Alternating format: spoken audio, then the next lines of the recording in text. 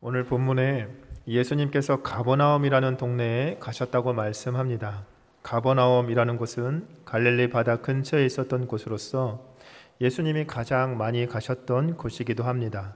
그래서 어떤 학자들은 이 가버나움이야말로 예수님의 제2의 고향이라고 부를 만큼 가버나움에서 예수님의 사역이 가장 많이 등장하고 있습니다. 예수님이 가버나움에 가셨을 때 안식일에 회당에 들어가셨다고 말합니다. 그리고 회당에서 율법책을 읽으시고 말씀을 전파하셨습니다. 그런데 말씀을 전할 때 군중 속에 앉아있던 한 사람이 소리를 지르기 시작합니다.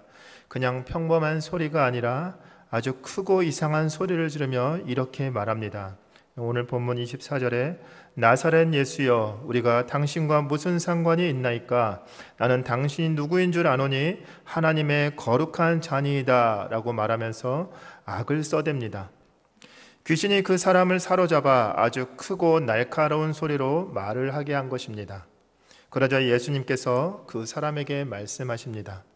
잠잠하고 그 사람에게서 나오라. 그러자 그 귀신이 그 사람을 경련을 일으키게 하고 그 사람에게서 나옵니다.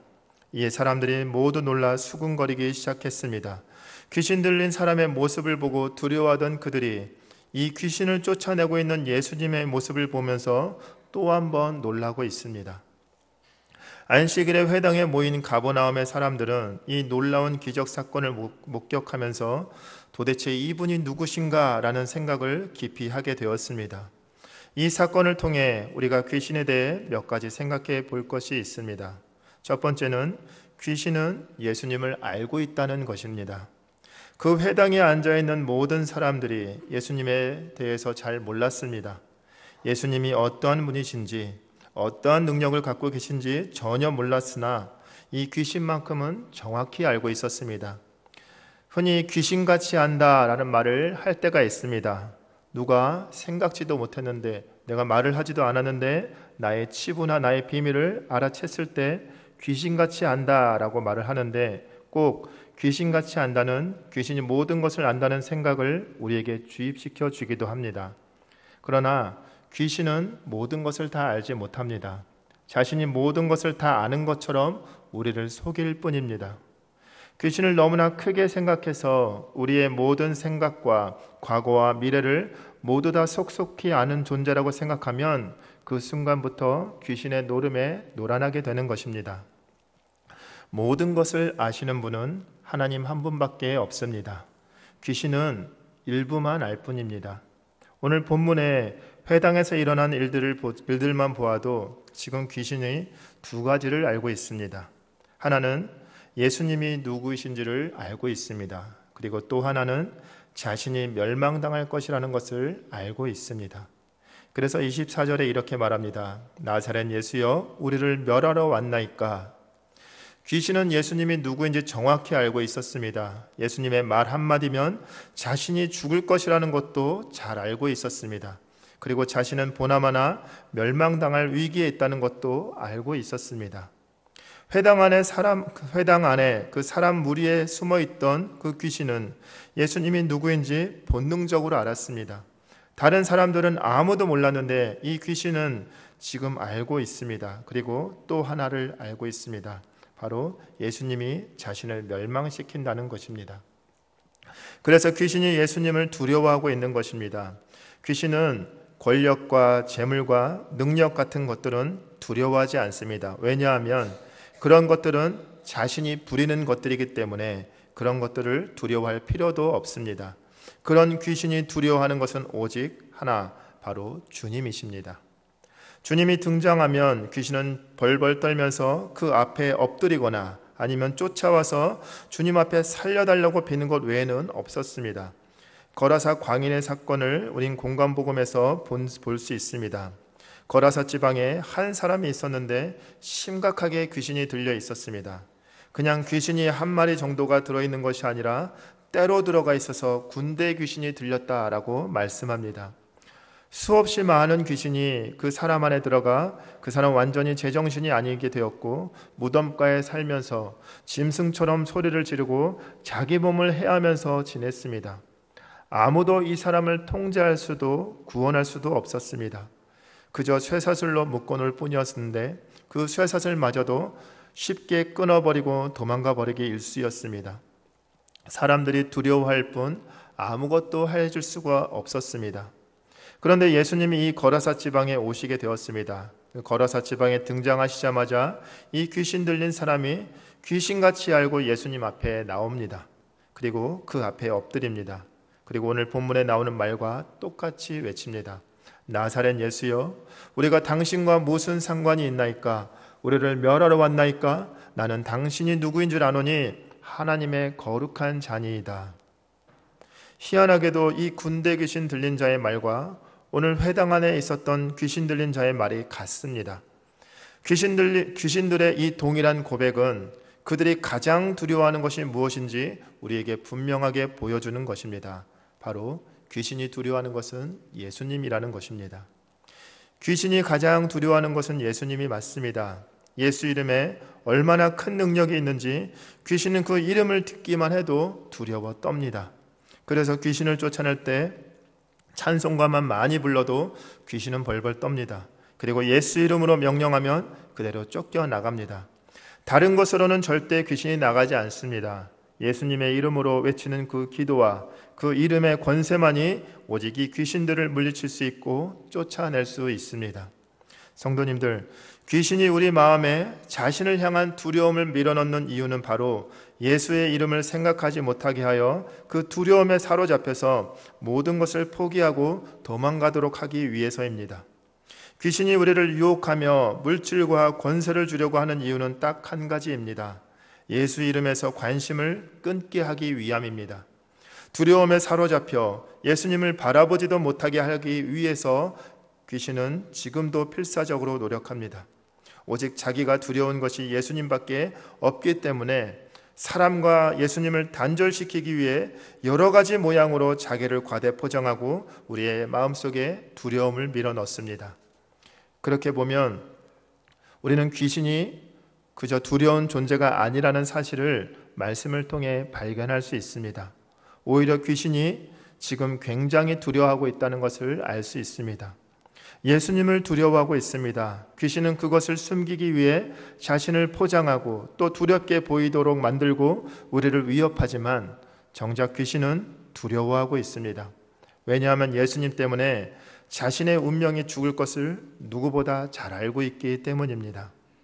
귀신이 물질과 능력을 주는 존재가 아니라 그런 것들로 눈을 가리려 하는 존재일 뿐이라는 사실을 우리는 분명히 깨달아야 합니다.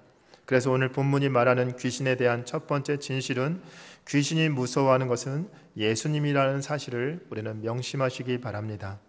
두 번째로 귀신이 무서워하는 것은 예수님의 말씀입니다. 귀신은 하나님의 말씀을 두려워합니다. 예수님을 두려워하는 귀신은 하나님의 말씀을 두려워합니다. 왜 말씀을 두려워하는지 우리는 성경을 통해 알 수 있는데 요한복음 1장 1절과 14절에 이렇게 말합니다. 태초에 말씀이 계시니라. 이 말씀이 하나님과 함께 계셨으니 이 말씀은 곧 하나님이시라. 말씀이 육신이 되어 우리 가운데 거하심에 우리가 그의 영광을 보니 아버지의 독생자의 영광이요 은혜와 진리가 충만하더라. 요한복음 1장 1절과 14절에 나오는 그 말씀, 하나님과 함께 계셨던 그분이 육신이 되어 우리 가운데 온 그 말씀이 바로 예수님이십니다. 때문에 이 귀신이 예수님을 두려워하고 하나님의 말씀을 두려워하는 것입니다. 말씀이 바로 예수님이시기 때문입니다. 그래서 성경은 예수님을 예수님이라고 부르기도 하지만 곳곳에서 말씀이라고 부릅니다. 그래서 예수님의 말씀은 나가는 순간, 선포되는 순간 살아있는 능력이 되는 말씀이 됩니다. 그 증거로 우리는 두 가지를 성경에서 읽을 수 있습니다. 첫 번째로 태초에 하나님의 천지를 창조하실 때 말씀으로 만드셨습니다. 이 세상을 말씀으로 창조하셨습니다. 다른 도구를 사용해서 이 세상을 만드는 것이 아니라 오직 하나, 말씀만으로 이 세상을 지으셨습니다. 그 말씀이 하나님의 입에서 나가는 순간 곧 능력이 되었고 현실이 되었습니다. 이게 바로 말씀의 권능이요 능력입니다.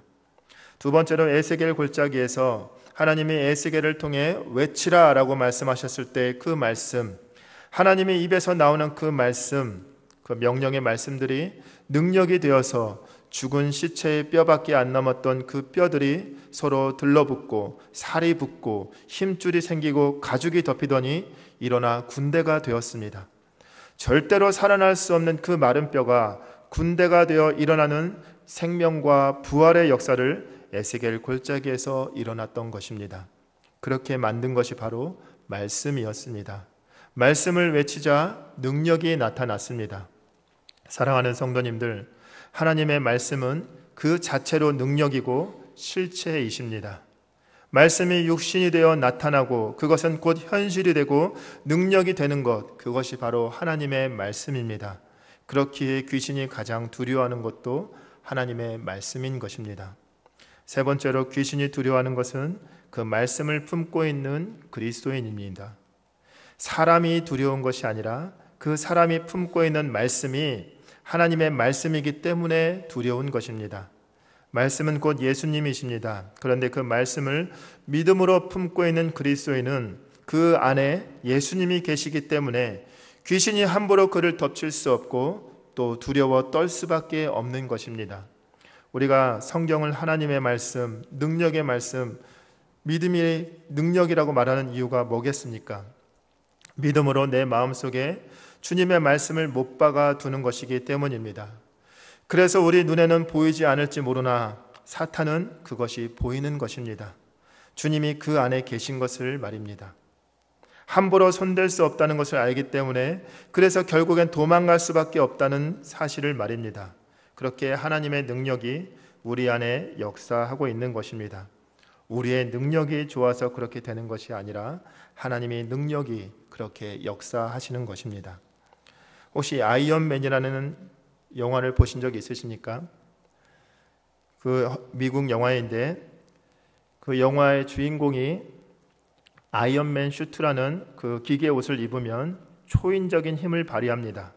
그 남자 손자를 두거나 어린 자녀를 둔 부모님이나 할아버지 할머님들은 아마 간접적으로 경험해 보신 적이 있으실 텐데 그 아이언맨의 가슴에 보면 커다랗고 동그란 아주 환한 불빛이 나옵니다. 이것이 이 아이언맨을 움직이는 에너지원입니다. 이것을 통해 강력한 에너지를 내고 있는 것입니다. 아이언맨의 그 심장에 그 에너지원이 박혀 있으니까 그 굉장한 능력이 분출됩니다. 우리의 심장에도 그 아이언맨의 심장처럼 박혀 있는 것이 있습니다. 바로 하나님의 말씀입니다. 우리의 눈에는 잘 안 보이지만 우리 심장에 하나님의 말씀을 달고 있기 때문에 귀신이 함부로 덤빌 수 없고 우리를 삼킬 수 없습니다. 그냥 겁만 주고 덮치려 하지만 정작 예수 이름에 혼비백산하며 도망가게 될 뿐입니다. 사랑하는 성도님들, 하나님이 우리 안에, 주님이 우리 안에 계시다는 사실을 믿으시길 소망합니다.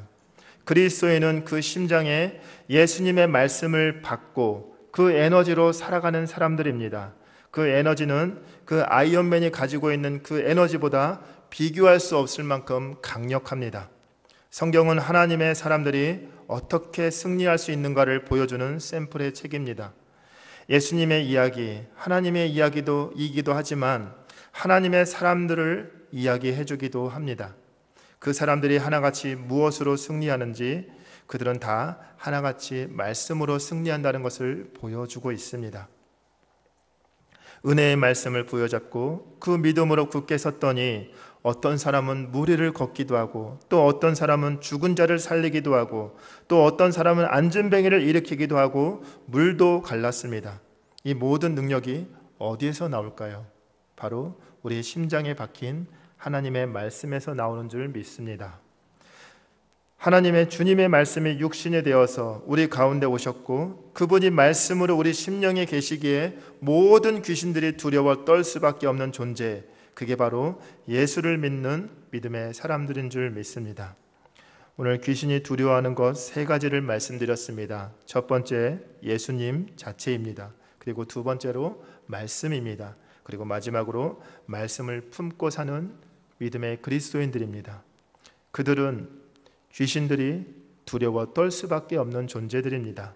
사랑하는 성도님들, 비록 우리가 예전처럼 젊지 않더라도, 그렇다고 약하고 작아 보일지 모르지만 귀신은 젊고 힘세다고 두려워하지 않습니다. 귀신이 두려워하는 것은 그 심령 속에, 그 심장에 예수 그리스도의 말씀이 박혀 있는 사람입니다. 다른 것은 두려워하지 않습니다. 오직 한 사람, 심령이 주님의 말씀으로 박혀 있는 사람만을 귀신은 두려워합니다. 여기에는 나이가 많고 적음이 필요 없습니다.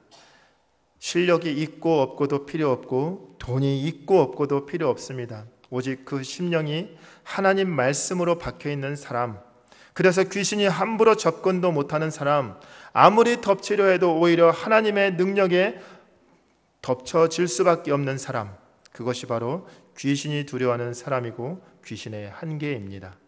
이런 주님을 나의 주님으로 모시고 나의 마음속에 모시고 살아간다는 그 위대한 사실을 잊지 마시길 소망합니다. 돈을 얼마나 준들 귀신이 두려워하겠습니까?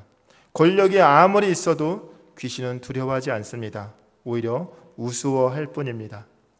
딱 한 가지 귀신이 두려워하는 것, 바로 주님의 말씀을 품은 그리스도인들, 그들을 귀신이 두려워합니다.